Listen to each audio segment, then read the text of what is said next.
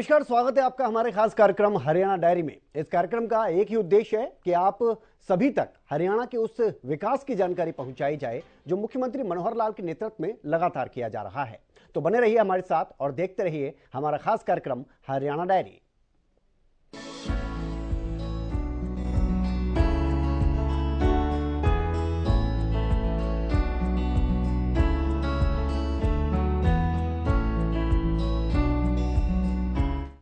तो हरियाणा के मुख्यमंत्री मनोहर लाल ने चिरायु हरियाणा योजना और मुख्यमंत्री स्वास्थ्य सर्वेक्षण योजना की समीक्षा बैठक की और अधिकारियों को उचित दिशा निर्देश मुख्यमंत्री की तरफ से दिए गए हैं। ये रिपोर्ट देखिए।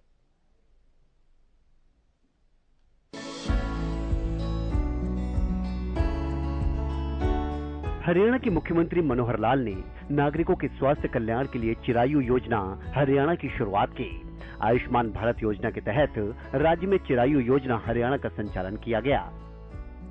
आयुष्मान भारत योजना के तहत राज्य में चिरायु योजना हरियाणा का संचालन किया जा रहा है।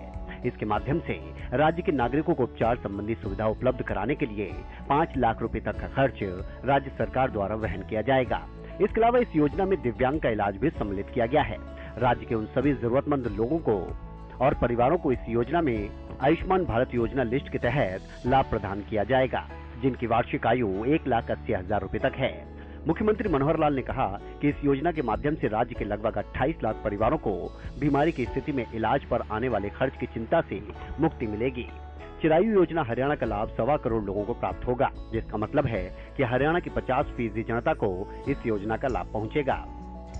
इसी कड़ी में चिरायु हरियाणा योजना पर समीक्षा बैठक हुई। मुख्यमंत्री मनोहर लाल ने इस बैठक की अध्यक्षता की। इस बैठक की अगर बात करें तो चिरायु हरियाणा योजना और मुख्यमंत्री स्वास्थ्य सर्वेक्षण योजना पर चर्चा की गई। मुख्यमंत्री ने अधिकारियों को निर्देश दिए कि चिरायु हरियाणा योजना के कार्ड त्वरित गति से बनाए जाएं, जिससे कि जल्द से जल्द लोगों को योजना का लाभ मिलना शुरू हो जाए। आपको बता दें कि 29 नवंबर को राष्ट्रपति द्रौपदी मुर्मू कुरुक्षेत्र आएंगी और मुख्यमंत्री स्वास्थ्य सर्वेक्षण योजना का शुभारंभ करेंगी। इसके अंतर्गत अंत्योदय परिवारों के 1,60,00,000 से ज्यादा व्यक्तियों का स्वास्थ्य सर्वेक्षण होगा। आपको बता दें कि 21 तारीख को ही मुख्यमंत्री मनोहर लाल ने आयुष्मान भारत योजना का विस्तार करते हुए मानेसर में इसका शुभारंभ किया। साथ ही चिरायु योजना को लेकर सरकार के विजन को भी साफ किया। गरीब परिवार जिसकी व्याख्या अभी तक जो पहले की गई थी वो वार्षिक 1,20,000 रुपए की आमदन, ये व्याख्या की गई थी। लेकिन हमें ध्यान में आता है कि इस सीमा को थोड़ा बढ़ा देना चाहिए। इस सीमा को 1,80,000 रुपया किया हमने, क्योंकि 1,20,000 में बहुत कम परिवार उसके अंदर आते हैं। तो इसका दायरा बढ़ाने के लिए हमने इस योजना को आगे बढ़ाया है। अब उसके लिए भी एक बहुत वैज्ञानिक तरीके से व्यवस्था की गई कि परिवार पहचान पत्र हमने शुरू किया कि हर परिवार की पहचान करके उसको एक आइडेंटिटी कार्ड दिया जाए। परिवार में कितने सदस्य हैं, किस सदस्य की क्या आयु है, कौन सदस्य क्या करता है, उसकी आवश्यकताएं क्या हैं परिवार की, उन आवश्यकताओं के हिसाब से सरकार क्या लाभ उनको पहले दे रही है और कितना लाभ दिया जा सकता है।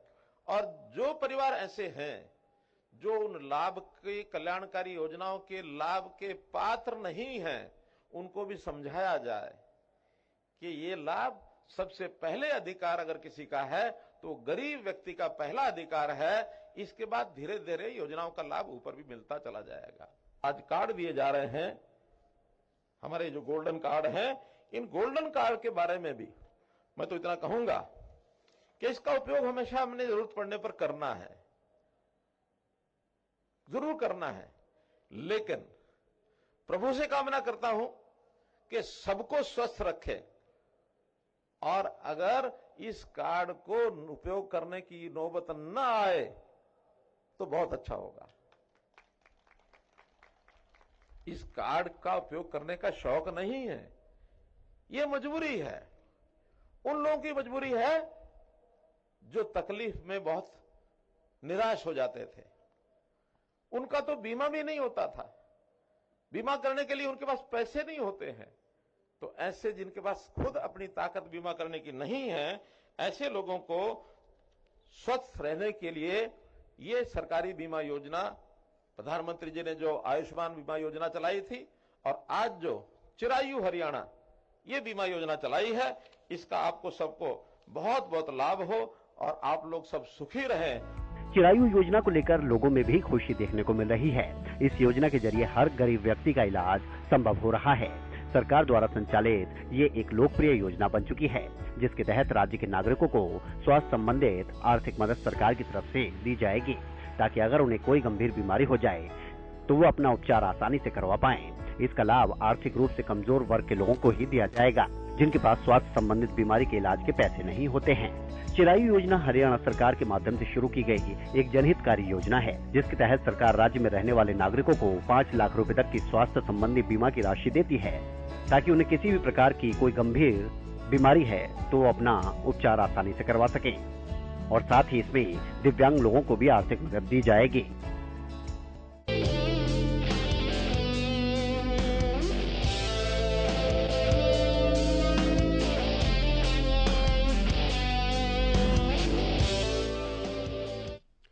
और हरियाणा में शिक्षकों की कमी को पूरा किया जा रहा है। इसी कड़ी में मुख्यमंत्री मनोहर लाल ने हरियाणा के स्कूलों में शिक्षकों की कमी को दूर करने के लिए हरियाणा कौशल रोजगार निगम के जरिए 2075 शिक्षकों की नियुक्ति की थी। बुधवार को सीएम मनोहर लाल ने 2075 टीजीटी और पीजीटी की ऑनलाइन नियुक्ति पत्र ऑफर किए।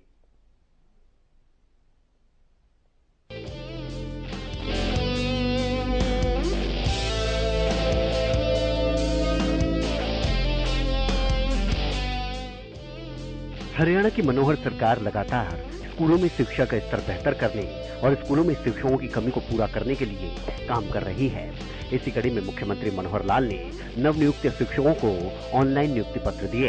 हरियाणा के स्कूलों में शिक्षकों की कमी को दूर करने के लिए सरकार ने हरियाणा कौशल रोजगार निगम के जरिए 2075 शिक्षकों की नियुक्ति की है। बुधवार को सीएम मनोहर लाल ने 2075 टीजीटी और पीजीटी को ऑनलाइन नियुक्ति पत्र ऑफर किए। सरकार का दावा है कि प्रदेश में पारदर्शी तरीके से सरकारी विभागों और बोर्ड निगमों में नियुक्तियां हो रही हैं। सरकार के मुताबिक पहले हरियाणा कर्मचारी चयन आयोग व हरियाणा लोक सेवा आयोग के माध्यम से होने वाली भर्तियों में पर्ची खर्ची खत्म करके मेरिट पर नियुक्तियां दी गई हैं। अब हरियाणा कौशल रोजगार निगम के जरिए भी मेरिट और पारदर्शिता के आधार पर नियुक्तियां की जा रही हैं। इसी कड़ी में सीएम ने एक क्लिक के माध्यम से 2075 टीजीटी और पीजीटी अध्यापकों को नियुक्ति पत्र ऑफर किए। अध्यापकों के इन पदों के लिए पंजीकरण की अंतिम तिथि 6 नवंबर थी। मुख्यमंत्री ने मात्र 17 दिनों में 2075 उम्मीदवारों को पीजीटी व टीजीटी अध्यापकों के लिए नियुक्ति पत्र जारी किए। ये नियुक्तियां उन स्कूलों में की गई हैं जहां रैशनलाइजेशन के बाद अध्यापकों की कमी पाई गई थी। इस पर त्वरित संज्ञान लेते हुए प्रदेश सरकार ने फौरी तौर पर इन अध्यापकों की नियुक्ति की, ताकि बच्चों को पढ़ाई में कोई परेशानी न हो। सीएम ने नियुक्ति पत्र पाने वालों से फोन पर बात भी की, इसके अलावा ट्वीट कर बधाई दी। सीएम ने लिखा, बिना पर्ची बिना खर्ची मेरिट के आधार पर HKRN के माध्यम से चयनित शिक्षकों को बधाई। आज हरियाणा कौशल रोजगार निगम के तहत चयनित प्रदेश के 2075 टीजीटी और पीजीटी अध्यापकों को डिजिटल माध्यम से नियुक्ति पत्र वितरित किए। नमस्कार मुकेश रानी जी, आपने अध्यापिका बनने के लिए पोर्टल पर अप्लाई किया था ना? तो किस सब्जेक्ट के लिए किया था? History SS. कौन से जिले में? सोनी। तो आपको नौकरी मिली कि नहीं मिली? आपको कोई SMS आया अभी?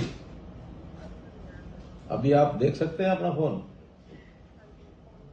अभी देखो एक बार। हाँ, तो आपको बधाई बहुत बहुत। तो आपको स्टेशन भी सोनीपति मिला होगा। फैमिली आईडी से लॉगिन करना है आपने, और लॉगिन करेंगे तो फिर उसमें स्टेशन का नाम आ जाएगा, और वहां जाके आपने ज्वाइन करना है।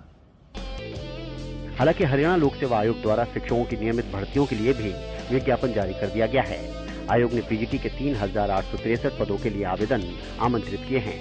हरियाणा कर्मचारी चयन आयोग और हरियाणा लोक सेवा आयोग द्वारा की जाने वाली भर्ती और इसकी प्रक्रिया में समय लग जाता है, लेकिन अब जिस जिस विभाग में कर्मचारियों की आवश्यकता है वहां के लिए निगम के माध्यम से भर्ती की जा रही है। मुख्यमंत्री का मानना है कि आउटसोर्सिंग पॉलिसी 1 के तहत सेवा प्रदाताओं द्वारा कर्मचारियों को शोषण की शिकायतें प्राप्त हो रही थी, इसलिए उन्होंने कौशल रोजगार निगम का गठन करने का निर्णय लिया। अब आउटसोर्सिंग पॉलिसी 1 के तहत सभी अनुबंध कर्मचारियों की नियुक्ति इस निगम के माध्यम से हो रही है। विभिन्न विभागों, बोर्डों व निगमों से पहले से लगे 90,000 से अधिक कर्मचारियों को निगम के माध्यम से समायोजित किया जा चुका है। इस अवसर पर मुख्यमंत्री के उप प्रधान सचिव व हरियाणा कौशल रोजगार निगम के मुख्य कार्यकारी अधिकारी के.एम. पांडुरंग और अन्य अधिकारी मौजूद थे। सरकार ने शिक्षकों की कमी पूरी करने के लिए रैशनलाइजेशन किया था। इसके तहत कई स्कूलों को आपस में मर्ज किया गया। एक ही कैंपस में चल रहे प्राथमिक, मिडिल, हाई और सीनियर सेकेंडरी स्कूलों को एक करने के बाद राज्य में 4800 के करीब स्कूल कम हो गए। पहले स्कूलों की संख्या 14,500 से अधिक थी, अब ये घटकर 9,700 के करीब हो गई। इससे शिक्षकों की कमी की चिंता कम हुई। राज्य में कई ऐसे स्कूल हैं जहां विशेष विषय के शिक्षक नहीं हैं, वहीं कई स्कूलों में जरूरत से अधिक शिक्षक हैं।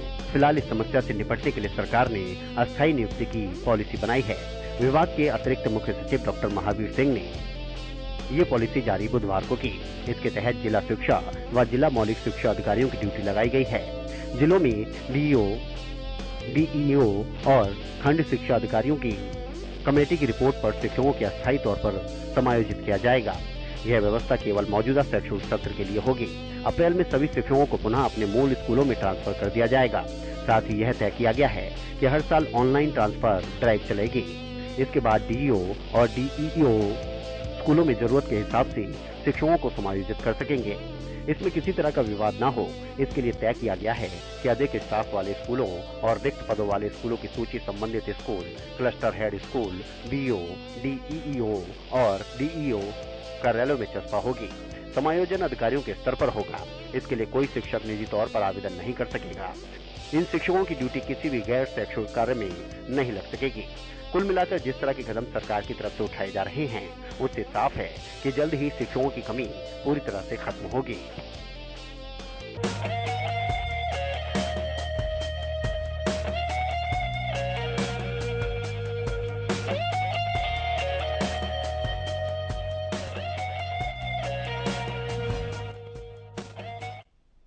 और हरियाणा में इलेक्ट्रिकल व्हीकल खरीदना अब सस्ता होने जा रहा है। मनोहर सरकार इलेक्ट्रिकल व्हीकल पॉलिसी के तहत ग्राहकों को 10 लाख रुपए तक की छूट देने जा रही है। ये रिपोर्ट देखिए।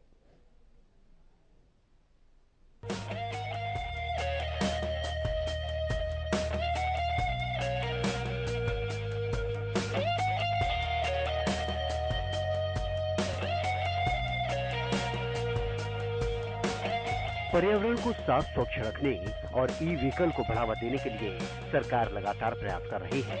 ऐसे में लोग ई व्हीकल को अपना भी रहे हैं और इससे अपना पैसा भी बचा रहे हैं। हरियाणा में इलेक्ट्रिकल व्हीकल खरीदना अब सस्ता होने जा रहा है। मनोहर सरकार इलेक्ट्रिकल व्हीकल पॉलिसी के तहत ग्राहकों को 10 लाख रुपए तक की छूट देने जा रही है। सरकार ने फिलहाल 12 स्कीमों को शुरुआत की है। इनका लाभ पाने के लिए सरकार के पोर्टल पर 45 दिनों के भीतर अप्लाई करना होगा।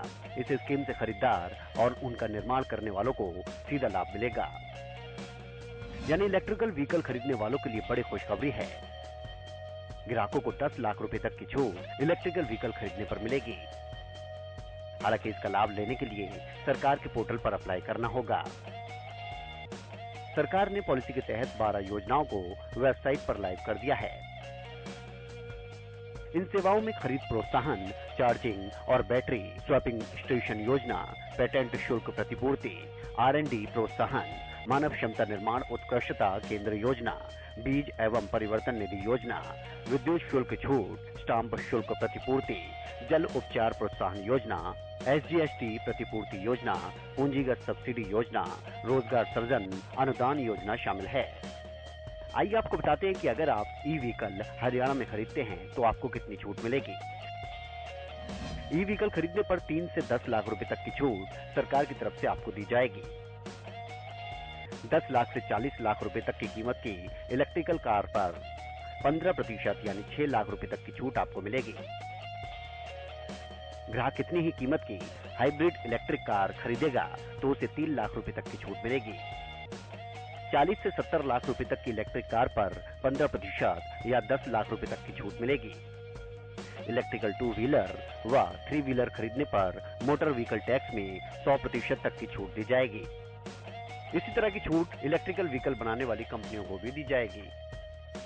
राज्य में माइक्रो इंडस्ट्री की कैटेगरी में पहली 20 इकाइयों को फिक्स्ड कैपिटल इन्वेस्टमेंट की 25% या अधिकतम 15 लाख रुपए, जो भी कम होगा उतनी कैपिटल सब्सिडी दी जाएगी। उन्हें 10 साल के लिए 50% स्टेट जीएसटी की छूट भी देंगे।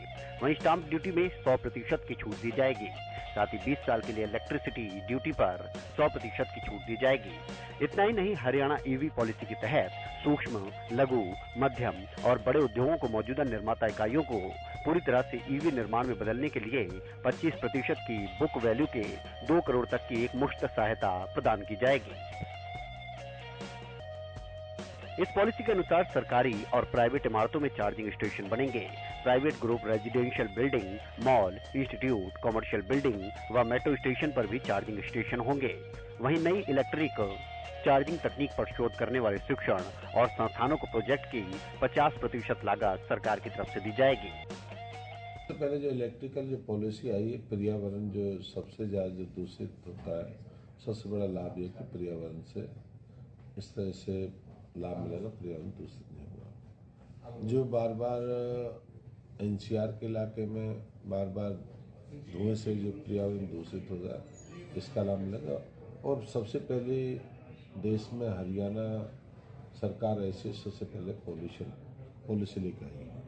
और इस पॉलिसी से क्या है कि हमने चाहे 2 व्हीलर हो, 3 व्हीलर हो, 4 व्हीलर हो या बसें हो, सबको लाभ देने का हमने प्रयास किया है। और जो लेने वाले को सबसे बड़ा लाभ ये मिलेगा कि हमारे जो पॉलिसी है, जो इलेक्ट्रिकल 2 व्हीलर है, 100% लाभ मिलेगा रजिस्ट्रेशन में। पहले 10 जुलाई 2022 से आपको 30,000 जो व्हीकल होंगे रजिस्टर, उससे सबसे पहले रजिस्ट्रेशन पर कोई पैसा नहीं लगेगा। और दूसरा है कि 3 व्हीलर्स, उस पर 15,000 व्हीकल तक रजिस्ट्रेशन पर कोई पैसा नहीं लगेगा, कि 10 जुलाई 2022 से शुरुआत। और 4 व्हीलर पर 75% 10,000 व्हीकल पे मिलेगा, उस पर आपको 10,000 मिलेगा। और 4 व्हीलर जो अपने हाइब्रिड इलेक्ट्रिकल है, उन पे हम 25% देंगे पहले 2,500 व्हीकलों पे। और जो बस हैं, 1,000 बसों को जो पहले होंगे उनको 100% हम इसमें रजिस्ट्रेशन में लाभ देंगे, जिससे पूरे प्रदेश के लोगों को लाभ मिलेगा। कोई सब्सिडी भी देंगे सर इस पर? नहीं, सब्सिडी यही है जो हमने अपने इनको रजिस्ट्रेशन में जो लाभ मिलेगा, इसमें हमने पॉलिसी में इनको दिया है। हरियाणा में इलेक्ट्रिक व्हीकल पॉलिसी बनने से इलेक्ट्रिक व्हीकल के क्षेत्र में अनुसंधान और विकास को बढ़ावा मिलेगा। साथ ही व्हीकल का सबसे बड़ा फायदा है कि डीजल और पेट्रोल के वाहनों से फैलने वाले प्रदूषण पर भी रोक लगने में ये कारगर साबित होगी। ऐसे में चाहे वो केंद्र सरकार हो या राज्य सरकार, ई व्हीकल को बढ़ावा देने के लिए लोगों को बड़ी राहत दे रही है।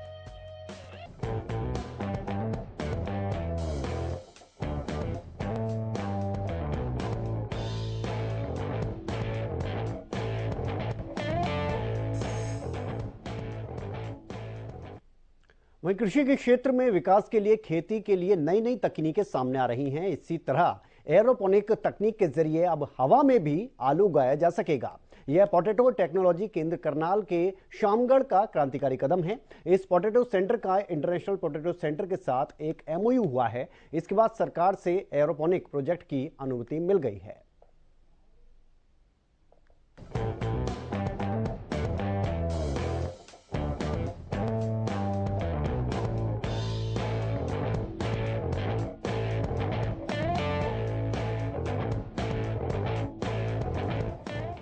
हरियाणा के करनाल में बागवानी विभाग की देखरेख में आलू केंद्र इस तकनीक से खेती करने में अपना योगदान दे रहा है, जिसे देखकर आप भी हैरान रह जाएंगे। एरोपोनिक तकनीक के जरिए किसान अब बिना मिट्टी, बिना जमीन, हवा में आलू उगा सकेंगे। इस तकनीक में शुरुआत में लैब से आलू हार्डनिंग यूनिट तक पहुंचते हैं। इसके बाद पौधे की जड़ों को बायोस्टीन में डुबोते हैं। इसमें उसमें कोई भी फंगस नहीं लगता। इसके बाद बेड बनाकर उसमें कॉकपिट में इन पौधों को लगा दिया जाता है। इसके तकरीबन 10 से 15 दिन के बाद इन पौधों को एयरोपोनिक यूनिट के अंदर लगा दिया जाता है और फिर उचित समय के बाद आलू की फसल तैयार हो जाती है। एयरोपोनिक तकनीक से 10 से 12 गुना पैदावार बढ़ती है। आलू का बीज उत्पादन करने के लिए आमतौर पर ग्रीन हाउस तकनीक का इस्तेमाल किया जाता है। इसमें पैदावार बेहद कम आती है। एक पौधे से 5 छोटे आलू मिलते हैं जिन्हें किसान खेत में रोपित करता है। इसके बाद बिना मिट्टी के कॉकपिट में आलू का बीज उत्पादन शुरू किया गया। इसमें पैदावार करीब 2 गुना हो गए। इसके बाद एक कदम और आगे बढ़ते हुए एयरोपोनिक तकनीक से आलू उत्पादन किया जा रहा है। इसमें बिना मिट्टी, बिना जमीन के आलू पैदा होने लगते हैं। एक पौधा 40 से 60 छोटे आलू दे रहा है जिन्हें खेत में बीज के तौर पर रोपित किया जा रहा है। इस तकनीक से करीब 10 से 12 गुना पैदावार बढ़ जाएगी। आलू केंद्र करनाल के वैज्ञानिक डॉक्टर गौरव कुमार ने बताया कि एयरोपोनिक एक महत्वपूर्ण तकनीक है। इसके नाम से ही स्पष्ट है कि एयरोपोनिक्स यानी हवा में आलू को पैदा करना। उन्होंने बताया कि इस तकनीक में जो भी न्यूट्रिएंट्स पौधों को दिए जाते हैं वो मिट्टी के जरिए नहीं बल्कि लटकती हुई जड़ों को दिए जाते हैं। इस तकनीक के जरिए आलू के बीजों का बहुत ही अच्छा उत्पादन कर सकते हैं जो किसी भी मिट्टी जनित रोगों से रहित होंगे। उन्होंने बताया कि परंपरागत खेती के मुकाबले इस खेती के जरिए ज्यादा संख्या में पैदावार मिलती है। साथ ही उनकी तरफ से ये भी बताया गया कि आने वाले समय में इस तकनीक से अच्छी गुणवत्ता वाले बीज की कमी पूरी की जा सकेगी। केंद्र में एक यूनिट में इस तकनीक से 20,000 पौधे लगाने की क्षमता है। इससे आगे फिर करीब 8 से 10 लाख मिनी ट्यूबर्स या बीज तैयार किए जा सकते हैं। मेरा नाम गौरव कुमार है और मैं यहाँ पे एसआरएफ के पद पे कार्य करता हूँ और मैं बेसिकली यहाँ पे एरोपोनिक प्रोजेक्ट को डील करता हूँ। एरोपोनिक्स का मतलब होता है कि हवा में आलू तैयार करना, बिना मिट्टी के तैयार करना। इसका प्रोसेस क्या होता है कि मतलब जैसे हमारे लैब में प्लांट्स तैयार हो जाते हैं, टिश्यू कल्चर लैब में, उन प्लांट्स को हम धीरे धीरे टेम्परेचर पे बाहर निकालते हैं और उसके बाद हम उसे कोकोपीट में हार्डनिंग करते हैं। 20 से 25 दिन हार्डनिंग करने के बाद उसे हम चाहें तो नेट हाउस में ले जा सकते हैं और चाहें तो उसे एरोपोनिक्स में ले जाते हैं। इसके एडवांटेज ये हैं कि नेट हाउस में अगर आपने वो हार्डन प्लांट लगाया तो आपको 8 से 10 मिनी ट्यूबर देगा मिनिमम, और यही है वो अपने हार्डन प्लांट अगर एरोपोनिक्स में लगाया तो आपको 30 से 40 ट्यूबर देगा मिनिमम।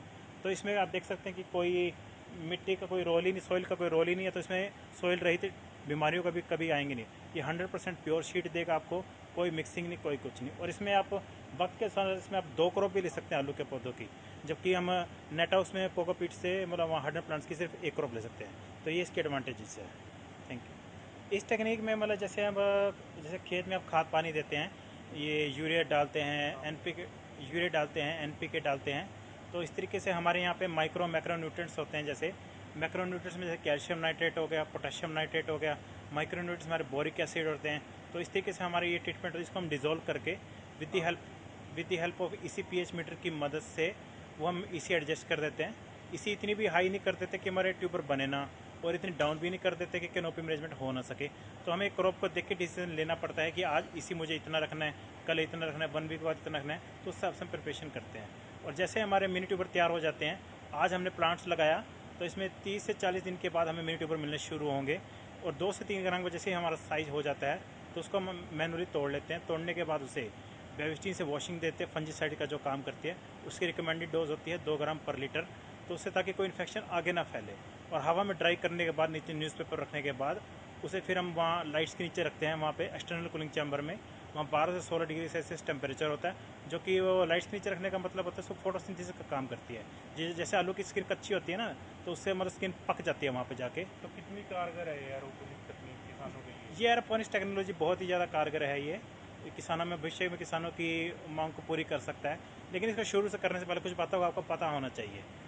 फॉर एग्जांपल जैसे आपको अपने आसपास के एरिया की स्टडी करनी है कि आपके एरिया में डिमांड किस शीट की ज़्यादा है। फॉर एग्जांपल जैसे कुफरी पुखराज की डिमांड होती है कुरुक्षेत्र और शाहबाद के एरिया में, यूपी वाले फार्मर्स डिमांड करते हैं हमारे चिप्सोना 1 की। तो इस तरीके से जैसे जिस एरिया में डिमांड जैसी है वो आप प्लांट्स इनको लगाएं एरोपोनिक्स में, और आप बेहतर मुनाफा आप कमा सकते हैं। कितनी जल्दी पौधा तैयार होता है और पौधों से, और क्या कारगर सिद्ध है किसानों के लिए? काफ़ी। हाँ जी, ये बिल्कुल कारगर किसानों के लिए बिल्कुल कारगर सिद्ध है। इसमें पौधा आपका मतलब 30 से 40 दिन में मिनी ट्यूबर देना शुरू कर देगा। तो वो सॉइल में तो आपको मिलेंगे 8 से 10, यहाँ आपको उसके 3 टाइम मल्टीपल 30 से 40 भी मिल सकते हैं, 50 की भी एवरेज आ सकती है। तो इसलिए कारगर है ये टेक्नोलॉजी। किसान भी आते हैं दूर दूर से देखने? हाँ जी, हमारे यहाँ किसान भी आते हैं दूर से देखने। कोई यूपी से आते हैं, अलीगढ़ से आते हैं, कुरुक्षेत्र से आते हैं, तो यहाँ आते ही रहते हैं विजिट करने के लिए। इस तरह आय दुगनी करने का भी हो सकता है किसानों के लिए? हाँ जी, बिल्कुल किसानों की आय दुगनी भी कर सकते हैं। मैं जैसे मैंने पहले बताया कि मतलब आप इसमें जैसे हम तो 1 क्रॉप लेते हैं, पर CPRI भी लेटेस्ट मेथड डेवलप कर चुकी है, जिससे आप 2 क्रॉप ले सकते हैं आलू की। तो एक ही बार पौधा लेना पड़ता है, क्या कुछ बताना चाहेंगे इसके बारे में? हाँ जी सर, ये मतलब जैसे टिश्यू कल्चर लैब में मतलब इसकी शुरुआत होगी सबसे पहले टिश्यू कल्चर लैब से। तो टिश्यू कल्चर लैब शुरू करने के लिए आपको पहले CPRI से प्लांट लेके आना पड़ेगा, मदर कल्चर जिसे बोलते हैं, वो लेके आना पड़ेगा। उसके बाद यहाँ लैब में उसे मल्टीप्लाई करेंगे, और जैसे ही हमारा आलू का सीज़न आ जाएगा तो उन पौधों को धीरे धीरे टेम्परेचर पे बाहर निकालेंगे।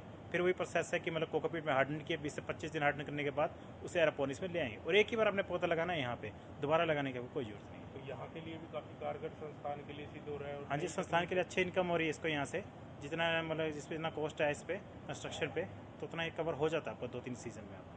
तो आसान भाषा में किसानों से क्या अपील करना चाहेंगे, क्या बताना चाहेंगे किसानों को? किसानों को मैं ये कहना चाहूँगा कि मतलब पहले वो अपने आसपास के एरिया की स्टडी करें, उनके एरिया में किस शीट की डिमांड है। जैसे मैंने पहले बताया कि मतलब जैसे पुखराज की डिमांड होती है कुरुक्षेत्र और शाहबाद के एरिया में, यूपी वाले चिप्सोना वन कुफरी मोहन की डिमांड करते हैं। तो उस हिसाब से अपने पहले मतलब थोड़े मार्केटिंग सेट कीजिए आप लोग, और उसके बाद अपने उसे पौधों को यहाँ लगाइए एरोपोनिक्स में, और उससे अब जो इम्यूनिटी पर बनेंगे उनको आप सेल कीजिए, गवर्नमेंट के रेट पे ही बेच दीजिए, और ये पर पीस के हिसाब से बिकते हैं, 3 रुपये पर पीस, 5 रुपये पर पीस। तो उससे किसान बेहतर मुनाफा कमा सकते हैं। पहली बार हो सर जैसे एरोपोनिक हवा में उगता है? हाँ जी, बारे में तो हवा में आलू मतलब उगाने का मतलब यही है, पहली ये चाइना की टेक्नोलॉजी आई है, चाइना से बाद ये फिर भारत में आई, और भारत में भी टेक्नोलॉजी धीरे धीरे पॉपुलर हो रही है काफ़ी। और हमारी स्टेट गवर्नमेंट सब्सिडी भी दे रही है इसके ऊपर, 35% सब्सिडी देती है इसके ऊपर।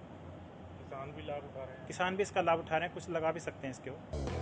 तकनीक के हिसाब से वाकई ये क्रांतिकारी साबित हो रही है। साथ ही ये तकनीक किसानों को ये संदेश देने का काम करती है कि किसान अब तकनीकी खेती को अपनाएं, समझें और अपनी आय को भी दोगुना करें। इस परिप्रेक्ष्य में हरियाणा सरकार भी किसानों को प्रोत्साहित लगातार कर रही है। साथ ही किसानों को तकनीक के बारे में जागरूक करने के लिए समय समय पर कैंप और कृषि मेलों का आयोजन भी करवाया जाता है।